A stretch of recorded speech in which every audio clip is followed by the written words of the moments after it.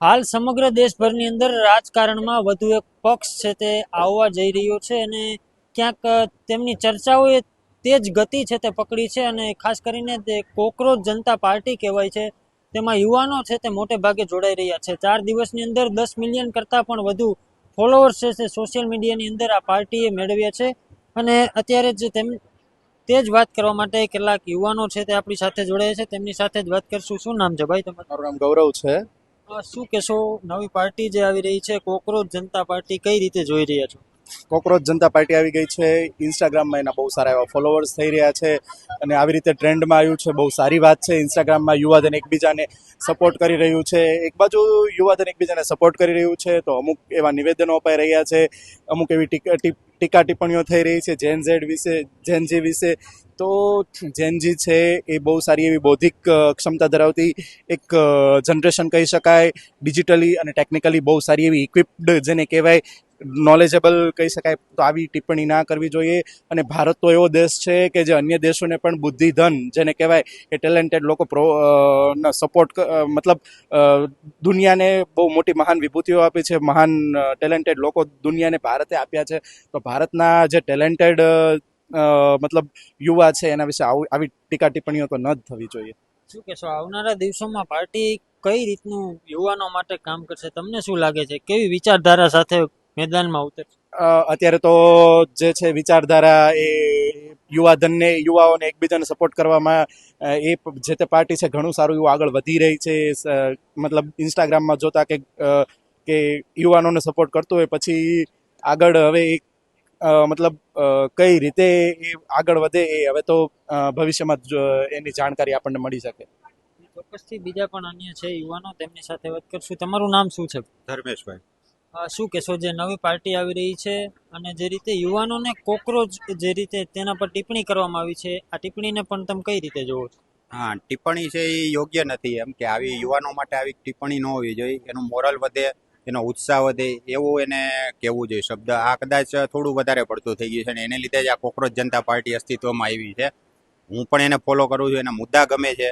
અને સિસ્ટમ છે હાલમાં અત્યારે જે સરકાર છે એ પણ યુવાનો માટે કામ કરતી જ હોય છે, પણ એ સિસ્ટમમાંથી એને લૂપ હોલ જે કાંઈ છે એ દૂર કરવા જોઈએ અને યુવાનો સુધી એની યોજનાઓનો એનો જે ઉદ્દેશ છે એનો લાભ પહોંચવો જોઈએ. એમ ચોક્કસથી યુવાનોની સાથે યુવતીઓ પણ આપણી સાથે છે. બેન, તમે કઈ રીતે આ પાર્ટીને જોવો છો? 4 જ દિવસમાં 10 મિલિયન કરતાં પણ વધુ ફોલોવર છે અને ખાસ કરીને તો યુવા જનરેશન જે છે તેમના માટે આ પાર્ટી બની છે અને જે આક્રોશ યુવાનોએ ઠાલવ્યો છે, કઈ રીતે જોવો?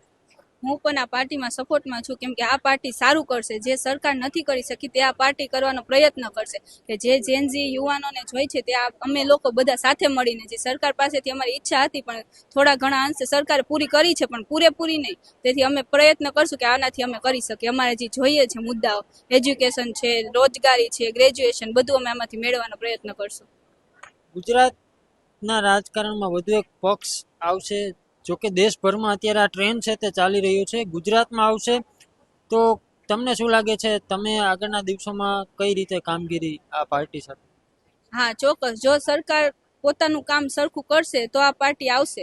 આ પાર્ટી આવી શકે છે. સરકાર જો અમારા મુદ્દાઓ પૂરા કરી શકે તો આ પાર્ટીને કઈ આવવાની જરૂર નથી. પણ જો અમારા મુદ્દાઓ પૂરા નહીં થાય તો આ પાર્ટી અત્યારે બધા એના સપોર્ટમાં તો છે જ. એટલે આ પાર્ટી આવી શકે છે ભવિષ્યમાં. જે ચોક્કસથી બીજા પણ અન્ય જે યુવતીઓ છે તે, બેન તમે કઈ રીતે જોવો છો પાર્ટી જે નવી જે ટ્રેન્ડ ચાલી રહ્યો છે સોશિયલ મીડિયાની અંદર? આ પાર્ટી છે એ અત્યારે ખૂબ ટ્રેન્ડમાં છે. કાલે તેના 5 મિલિયન ફોલોવર્સ હતા, પણ એક જ દિવસમાં કહીએ તો અમુક જ કલાકમાં તેના ફોલોવર્સ 5માંથી 11 મિલિયન થઈ ગયા છે. આ પાર્ટી એક સારું કાર્ય કરી શકે એવું મારું કહેવાનું છે.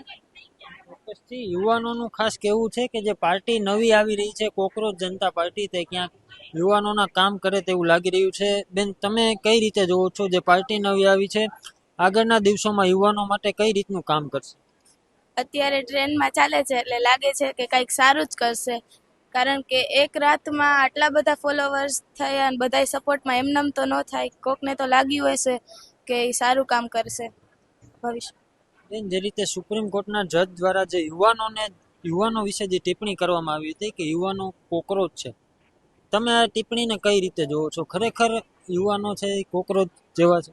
ના ના, યુવાનો કોકરોચ જેવા તો નથી. આ જે આવ્યું છે સોશિયલ મીડિયામાં નવું, એ બહુ મસ્ત છે, બહુ સારું કામ કરે છે. એવું હોય તો આપણે સરકારમાં ઘણા બધા એવા નામ છે, તો આપણે શું એ ભારત સરકારને આપણે એ એવા નામેથી બોલાવશું કે અરે જો ઓલો ઝાડુવાળો જાય આ જાય, પણ નહીં, કોકરોચ પાર્ટીનું કામ સારું છે એટલે એના સપોર્ટમાં. આવી ટિપ્પણી કરવાની કારણ તમને શું લાગે છે? યુવાનો કંઈ નથી કરી શકતા? ના ના, યુવાનો કરી જ શકે છે એટલે તો આ ટિપ્પણી થઈ છે. તમારું શું માનવું છે કે જે રાજકારણમાં નવો પક્ષ આવશે તો યુવાનો અત્યારે તો આ દિશા તરફ જઈ રહ્યા છે, કોકરોચ જનતા પાર્ટી તરફથી, પરંતુ ગુજરાતના રાજકારણમાં કંઈ બદલાવ આવશે એવું લાગે તમને એક યુવાન તરીકે? હા, જરૂર આવશે. જ્યારે યુવાનોએ કંઈક કર્યું હશે ત્યારે તો સુપ્રીમ કોર્ટના જજ સુધી આ વાત પહોંચીને તેને પાર્ટીને નામ આપવું પડ્યું. યુવાનોમાં દમ તો છે, તે છે ત્યારે તો ભારત દેશ ચાલે છે. યુવાનો જ ભારત દેશનું ભવિષ્ય છે, તો જજ આવી રીતના કહે કોકરોચ પાર્ટી તો ન જ ચાલે. ચોક્કસથી આ તા યુવાનો કે જે પોતે જણાવી રહ્યા છે કોકરોચ જનતા પાર્ટી સાથે પોતે જોડાયા છે, અને જે રીતે તેમનું કહેવું છે કે જો યુવાનો છે તો જ દેશનું ભવિષ્ય છે તે જોવા મળશે, કારણ કે જે યુવાનો છે તે જ હાલ દેશનું ભવિષ્ય છે તે જોવા મળી રહ્યું છે.